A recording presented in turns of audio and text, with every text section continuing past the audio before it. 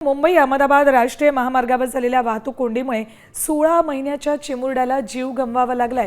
नायगावच्या चिंचोटी इथल्या गॅलेक्सी रुग्णालयात या लहान मुलावर उपचार सुरू होते, मात्र डॉक्टरांनी पुढील उपचारांसाठी त्याला मुंबईतल्या रुग्णालयात घेऊन जाण्यास सांगितलं।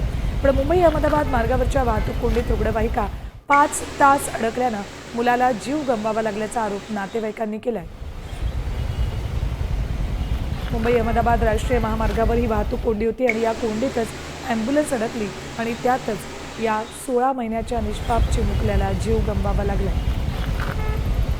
मुलगा आज मृत्युमुखी पावलाय, कारण तो गॅलेक्सी हॉस्पिटल वसई इथून मुंबईला उपचारासाठी जात होता आणि वेळेवर हॉस्पिटलमध्ये न पोहोचल्याने 3 ते 4 तास हा वाहतूक कोंडीमध्ये अडकल्याने आज मृत्युमुखी पावलाय। आणि असंच जर घडत झालं तर 100% ह्या वाहतूक कोंडीचा सामना हा मृत्यूशीच करावा लागणार आहे ग्रामस्थांना।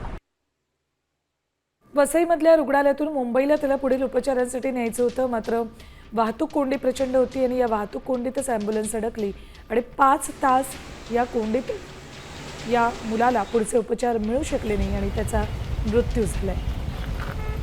1.5 वर्षाचे हे बाळ, या बाळाला या वाहतूक कोंडीमुळे आपला जीव गमवावा लागलाय। आता isakal.com आहे देशातील नंबर 1 ची मराठी न्यूज वेबसाईट। प्रत्येक अपडेटसाठी isakal.com ला नक्की भेट द्या।